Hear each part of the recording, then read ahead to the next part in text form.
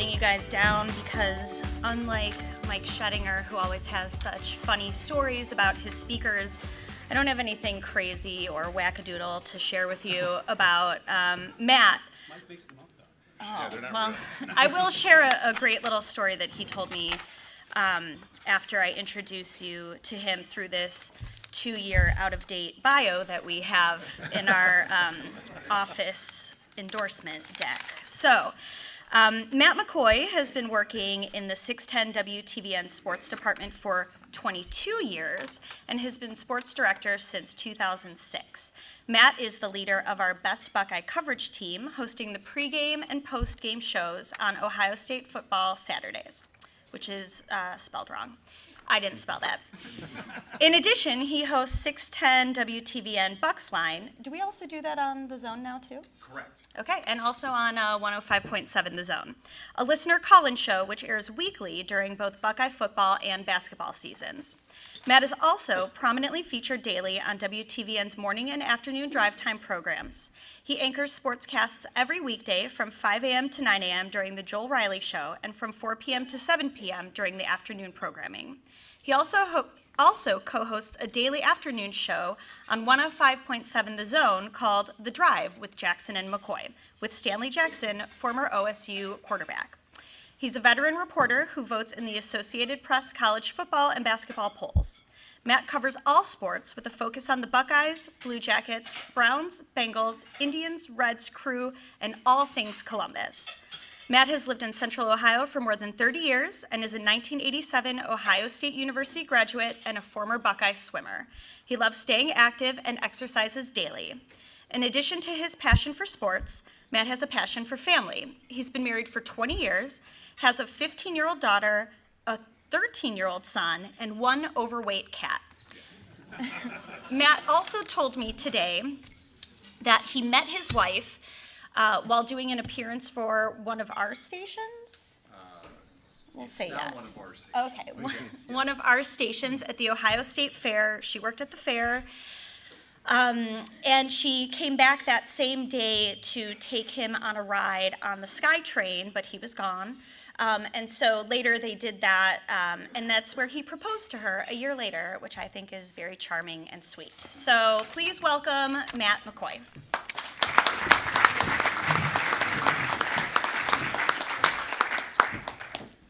The reason she didn't have any funny stories about me is because I'm pretty boring.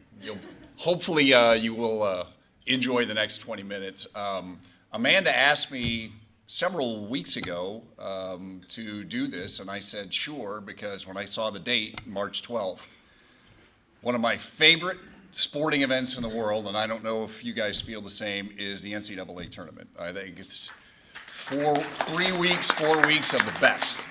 Especially the first weekend when you have all the upsets. Now, let's hope there's not one at about 4 o'clock on Thursday, because that would not be good. By the way, what a jackrabbit as a mascot. That's who Ohio State is playing. South Dakota State Jackrabbits. But we'll hope that the Buckeyes get it done. But I love all sports, as Amanda said. But I grew up in Valparaiso, Indiana, and basketball in the state of Indiana is kind of a religion. So that was my sport of choice when I was a kid. Unfortunately, I was not blessed with very much athletic ability, no vertical jump, no height, and a very bad jump shot. So very quickly I moved from basketball, even though that's what I loved, and as Amanda said, I was a swimmer, and that's how I ended up here. But one of my passions has always been sports. I love it. I love being active. But in addition to loving sports, it's very important for me to participate in them, and it was important to my parents. So I am the youngest of 10 kids in my family. So this is a true story. This is how I got into swimming. My dad, being the frugal and the generation that he came from, person that he is, figured out that it was cheaper for him to get a family membership to the Valparaiso YMCA and have us all shower and swim there than use the water in our house. 10 different showers. So that is a true story. That is how my family, this didn't happen until my oldest sister was out of age to start the swimming program there. So the last 9 of us all swam. And I, being the youngest of the 10, I think I was 4 years old. I was already on a swim team. So that ended up being my sport, even though I love basketball. I love all sports. And I also, the other passion that I had as a kid was radio. I was the geek that would lay in bed and turn my radio on and see how far away I could find a radio station that I could listen to. And in Indiana, on clear nights, you could pick up WWL in New Orleans at 87. And I used to listen to Cincinnati Reds games on WLW laying in my bed. In fact, I many times got told to turn off my radio by my mom, because back then it was the big red machine. I was really into it and listening to it. So that was what I wanted to do. And when you're a kid, there's things that you want to do and you don't know whether you're going to get there. And I was in a speech class in high school, and I still remember her name. And this is the important, if you have anybody that is a teacher or involved, you never know when that one person that you meet is going to, even at a young age, connect with you. But I had to do a speech in speech class, and I actually did it on radio, on the development of radio. And I did my speech my sophomore year of high school, and Mrs. Zimmerman, still remember her, came up to me and said, "You should do radio." She says, "You got a really good voice, and I can see how you should get into radio." So that teacher enforced what I love was, and I love sports, and I'm very fortunate to be able to do that on a daily basis, both at WTVN and at 105.7 The Zone. I came to Ohio State, fortunate enough to get a partial scholarship to swim. And Callaway, you mentioned your favorite F word is fun. My swim coach had a different favorite F word, but we managed to get through it. But he was a great man. His name was Dick Sloan, and he was very encouraging. And he was a guy that got me into, I wanted to do broadcast journalism, and he was very passionate about making sure that his athletes lived their dreams both in the pool and academically, and worked with academic advisors. And I started getting some internships when I was swimming during the summer at WOSU, WCBE radio. I did high school football play-by-play on WCBE radio, doing City League football games. And one thing led to another, and I ended up getting a job in the market just running the board, meaning every time there was a commercial, ironically, for Cincinnati Reds games, I was the one that pushed the button and started it. And that's how I ended up getting into the business. To tell you about, how time flies and when you start feeling old. So one of the great breaks that I got as a youngster just out of college, back then, I don't know if anybody remembers, we used to have a minor league basketball team in Columbus called the Columbus Horizon. It was in the Continental Basketball Association. They played at the fairgrounds. And I started running the board for them, and then there was a couple of games where the person that was doing play-by-play could not do them, and I had done, as I mentioned, some high school football and basketball stuff for WCBE, so I got thrown into the fire and did that. That gentleman left, and so the next year I got the job. I was doing play-by-play every night. It was great. It was a lot of fun. One of the players on the Columbus Horizon at the time was a guard by the name of Dwayne Washington, who played at Middle Tennessee State University, and he also had a few moments in the NBA. So this year, covering Ohio State sports, I'm looking at their incoming basketball recruiting class that Chris Holtman has gotten, and they got a kid from California by the name of Dwayne Washington, and I go, Dwayne Washington, wow. So I looked up, and that is Dwayne Washington's son. And you talk about starting to feel old. I was like, oh my gosh, that's the Dwayne Washington. Time flies by. So one of the kids that you're going to see next year and through the years is a kid that has a connection to Columbus through his dad playing with the Columbus Horizon. Anyway, I got into radio here doing that. Unfortunately, they stopped doing play-by-play there. I did a year of play-by-play in the Global Basketball Association in Fayetteville, North Carolina, and then came back to Columbus and was fortunate enough to get a job doing sports and news on a country station. And Amanda mentioned the story of my meeting my wife.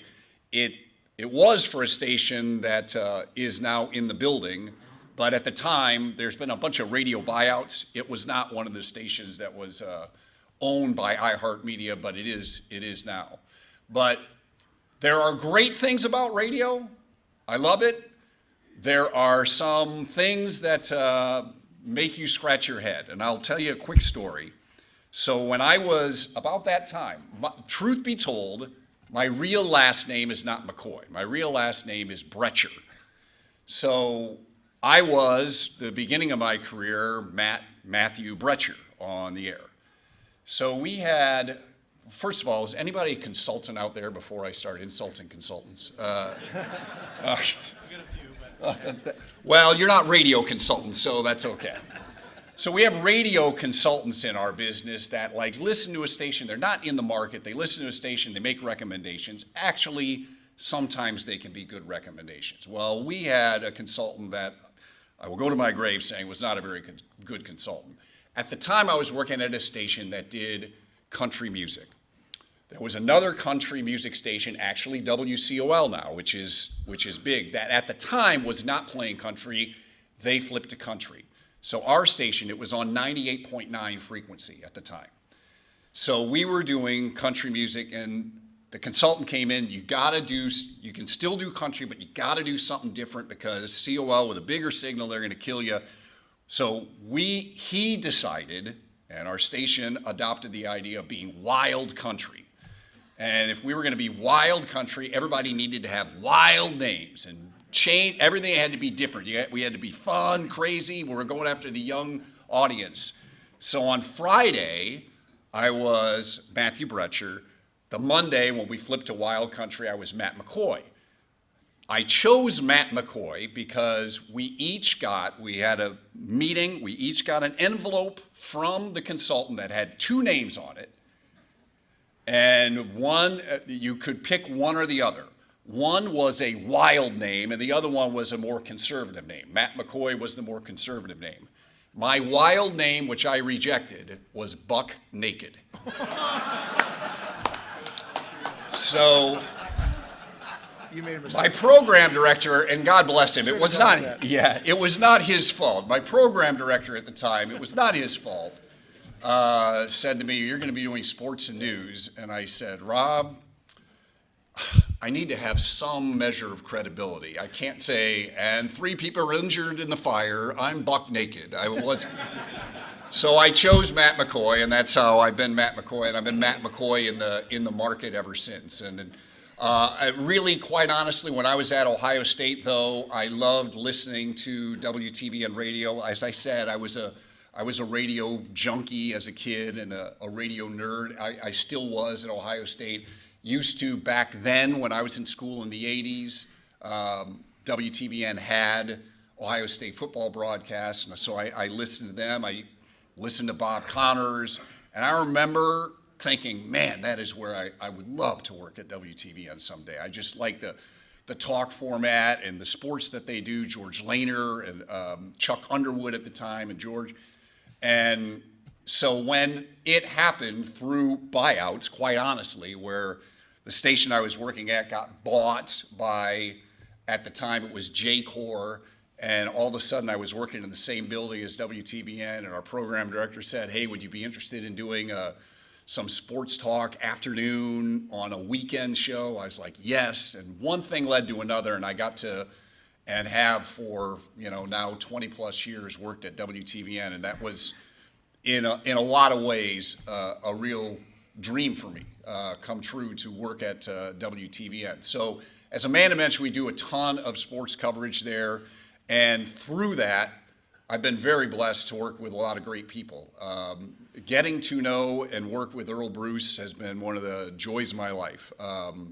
Earl worked with us doing our best Buckeye coverage in football from 1993 until a couple of years ago, and he just he couldn't do it anymore. But he is a wonderful man, a true Buckeye. Everybody say a prayer for him every night. He's going through a tough time right now. He and his family, he's dealing with the early onset of Alzheimer's. But it was great the other day, the second spring practice, he turned 87 on March the 8th, and they were able to get him out to football practice. He and Coach Meyer are very close.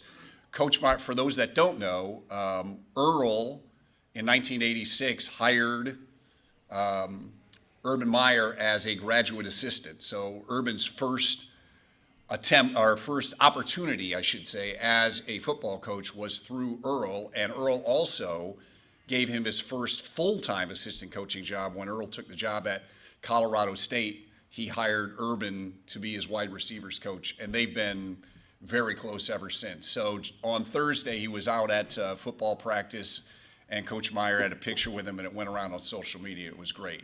But beyond that, I work with Jeff Logan, former Ohio State running back, Bill Conley, and this crazy quarterback from the 90s, Stan Jackson, who does a wonderful job. Also has, if you watch the Big Ten Network during football season, he's on that a lot.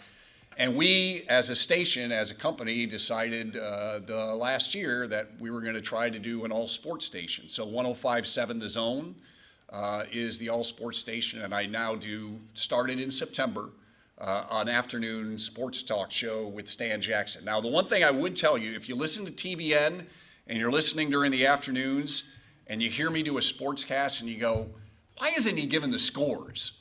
I apologize in advance, but I have to record sports for the afternoon show before I go on the air because I can't be two places at once. So that's the only downside, is that we're not giving the score updates quite as much as I would like, but unfortunately I can't be two places at once, but I still have that presence on WTVN. It's great to be here. I thought it might be fun to just take questions if you guys think that's okay, if anybody has questions about anything. Anything regarding Columbus sports or whatever, because we cover it all and we enjoy covering it all. In the back, yeah. How do you get a radio voice? How did I get a radio voice?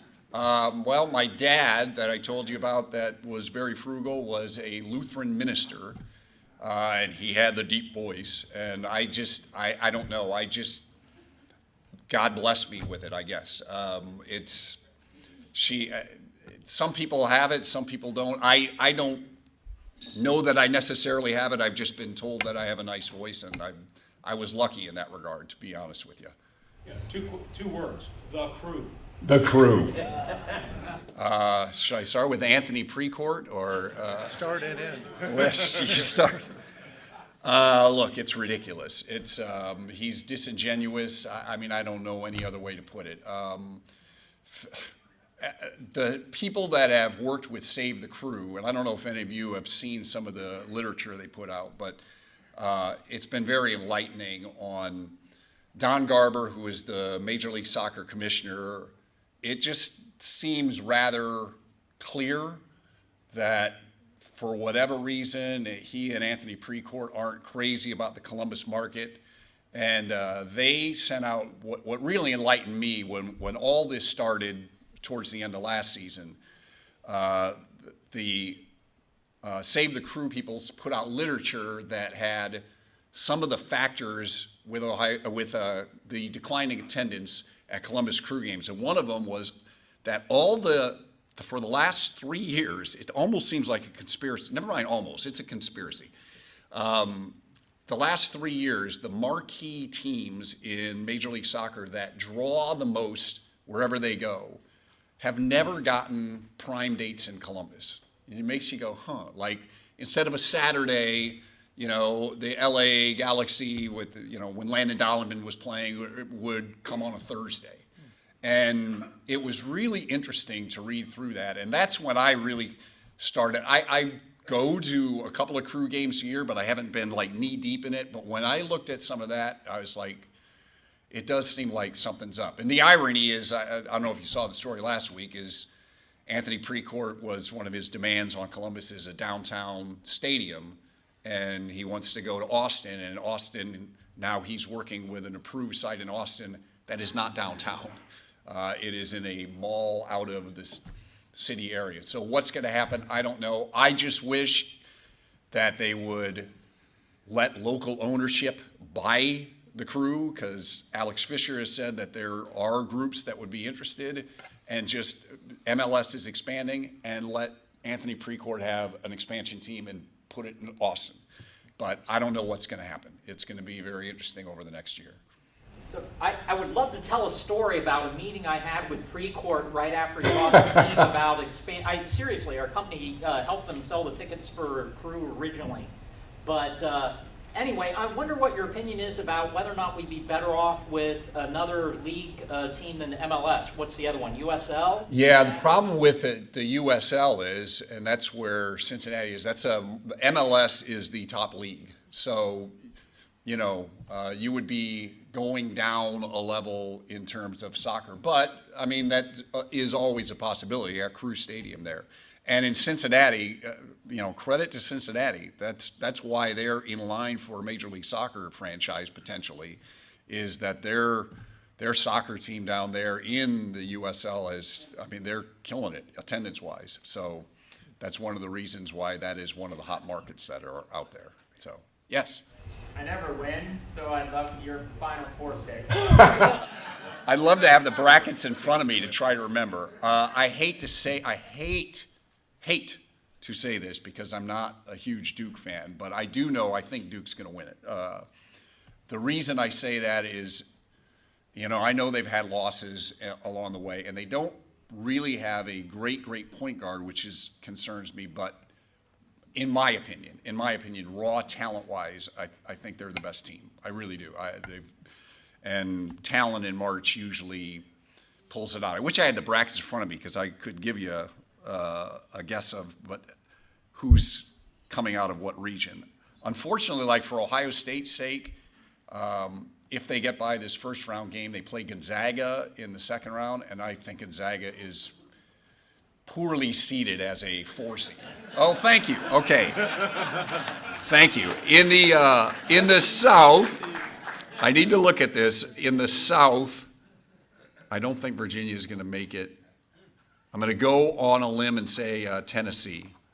By the way, please don't hold me to this because the secretaries do a lot better than me in this. In the West, I would love to say Ohio State, but I don't think that's going to happen. In the West, boy, oh boy, I think I'm going to say Gonzaga. I could say Michigan, but I don't want to say Michigan.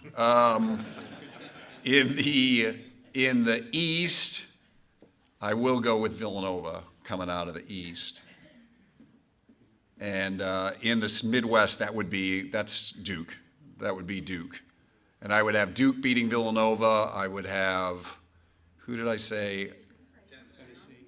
Gonzaga and Duke, and I'll take Duke. That's probably going to be wrong because I doubt Gonzaga is going to make the title game 2 straight years, but for some reason it looks good to me. Yes? When will TBN get the Buckeye football game? Oh, man. Amanda and I would love that. We would love for that to happen, for our cluster to get it, but the last few times it's even come up for bid, well, when the contract is ended, they haven't even put it up for bid. They've just renewed with BNS and IMG. So we would love for that to happen, but out of our hands, unfortunately. Yeah. Did you eventually find out who was the origin, or what was the origin of your other name, Buck? Buck Naked? That was just the guy wanted a wild name. There were some people that chose, that were coworkers of mine, that chose the wild name. the one that sticks in my mind, and it wasn't as lewd as Buck Naked, but Jumpin' Jennifer was one, and then there was Jungle Jim was another one of the wild names that people chose, but Buck Naked, I don't know why that I can't explain it to this day, but it's a true story. I should have saved the card.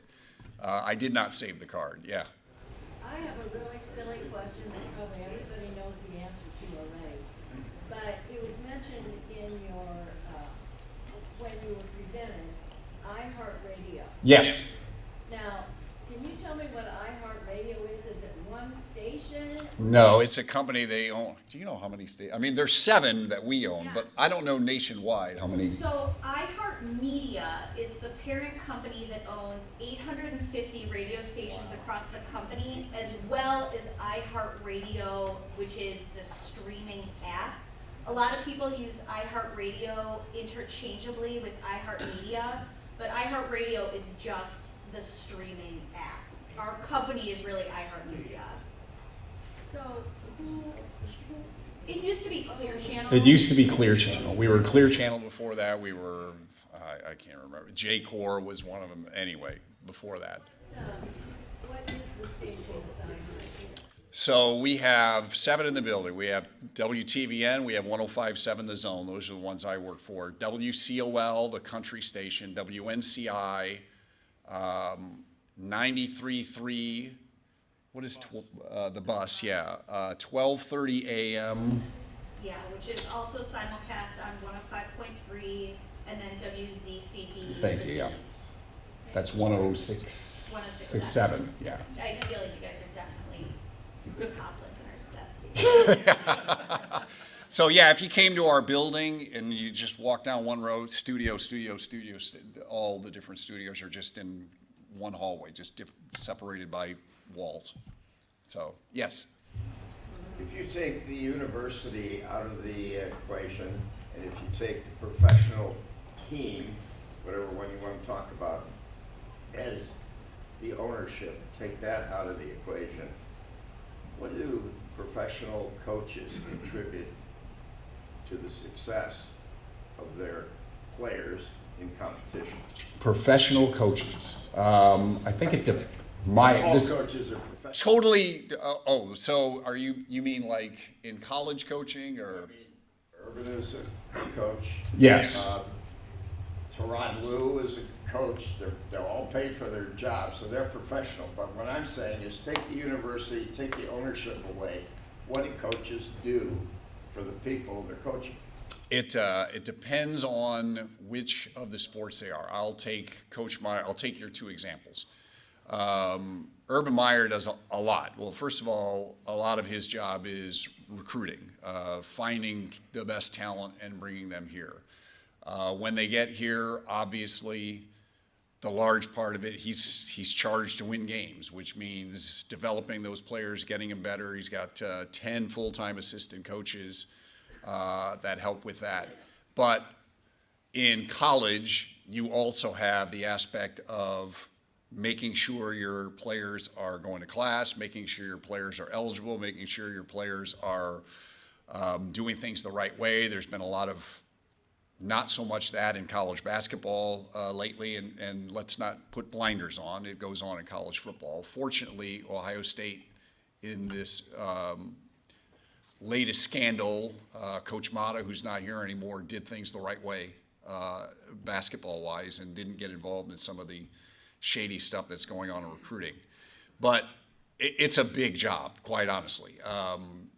One of the things that I really admire that Coach Meyer does is some of the development he does off of the field academically with these guys. For example, during non-football season, they have what's called Real Life Wednesdays, where the kids come into the football facility and sit, and he brings a business professional or somebody that is tops in their field in to speak to them. It could be somebody huge like Phil Knight at Nike. It could be somebody that's just a local business leader that runs a bank. But he has them come and present to them about what's out there in the real world. Because even if they make the National Football League, if they're one of those that gets that quote-unquote lottery ticket and is good enough to make it, how long is a football career going to last? Life after football. And he has really done a good job, I think, as a coach, developing that part of it at Ohio State. And by the way, Jim Tressel did too. I mean, he did a very, very good job. So that guys, when they finish their careers, have something to go to. In terms of like if you're an NBA coach or John Tortorella with the Blue Jackets, it's all about wins and losses. I don't know, like in Ty Lue's case with the Cavs, be honest with you, I don't know how much on-court coaching he does. I think number 23 probably does most of the coaching. But he does. I don't want to take anything away from him because, you know, he has to get the respect of the players and listen to them. He's got to get them. The big thing, I think, in pro coaching, if you're coaching a pro team, is those players, when they're professional and they're getting paid, you better get their respect. You know, not that you, of course you need it in college too, but pro locker rooms can go south real fast if they don't buy into what the guy's selling. I think college, of course that is true too, but I think more so in professional sports that you better make sure that those guys respect you, and if you don't, those guys aren't around very much longer. Yes? Should the college athletes be paid, in your opinion? You know, I got to be honest with you. I've gone. I used to be steadfast, no. I'm coming around to maybe there should be a better way. And the thing that always has never seemed right to me is like when I see people walking around with J.T. Barrett jerseys, and I think to myself, he doesn't get any of that. He doesn't get any of that. That has always seemed odd to me. My partner on 105.7 The Zone, Stan Jackson, is in firm belief that college athletes should be paid, not by the school though. He said schools can't afford to pay it, but let them, like the Olympic model is what he always talks about. Like Olympic athletes can still be eligible for the Olympics, but if you're Michael Phelps and you're good enough to get an endorsement deal for Subway, you can do that. You can get a side deal. So his idea is let athletes, if they are marketable in Columbus, J.T. Barrett, a car dealership wants to have him, let him do that. And let him make money off of the fact that he's J.T. Barrett. The only thing that scares me about that is then you're going to get inequities where, you know, some guys are going to get money, some guys aren't, and does that create a problem? I don't know. But honestly, that is a little bit of what our market is like when you get a job. I mean, some people get higher paying jobs and some people don't. So this is a long way of answering the question that I used to be no, I'm coming around to yes, but I need to see a really solid idea plan to feel comfortable with it. But I do think we are getting to a stage where I think that athletes do need to get paid or something. Last question, I guess. I'm sorry. I grew up listening to the late Chick Hearn call Yeah. basketball play-by-play. Yes. What makes a great play-by-play announcer, and who do you think is the best you've ever heard? That is a great question. I think, especially in radio, I'm just going to speak specifically about radio. Radio play-by-play, you can't see what's going on. So a great play-by-play announcer, you are never confused as to where the ball is, who has the ball, score. That's number one, the information. Number two is I like guys with excitement, not over-the-top excitement, not screaming, but that bring the game to life. I want to see or want to hear somebody that paints a picture for me. I can't see the game. I want to be able to, the great ones allow me to see the game and are entertaining. So my favorites, Baseball-wise, and maybe it's because I was a kid in Valparaiso, Indiana, hearing him, but Marty Brennaman, I love him. I think he's excellent. He's funny. He's actually more entertaining when the Reds are bad because if you've ever listened to him, he gets frustrated with it. Basketball-wise, for people that used to listen to the Cavs, when Joe Tate was there, Joe Tate was phenomenal. I guess big time nationally, maybe Al Michaels might be my favorite guy. There's a lot of really, really good ones, but I like somebody that has enthusiasm, knowledge, but in radio, I can't see it. You better tell me the score, not all the time, but I better know the score, I better know what's happening, and have that picture painted for me. Thank you very much, by the way. I really appreciate this. Thanks for inviting me, Amanda. It's been great. Appreciate it very much. Thank you. Thanks. Thank you, Matt. I think you made the right choice on that Buck thing, but I invite everybody here to tune your radio to 105.7 sometime this afternoon between 3 o'clock. 3 o'clock up until 6, so even if you're driving home. Actually, 6 to 8, basketball Bucks Line night. Amanda mentioned Bucks Line, so we'll talk about the brackets. You will get to hear the same exact voice coming through your radio speakers, along with Stanley Jackson, who is a wonderful addition and teammate on the radio. Come back again next Monday. We have another great meeting scheduled for you, and David Zid will be here because he's the speaker. He's going to talk about the Ohio Health Parkinson's program. Thank you.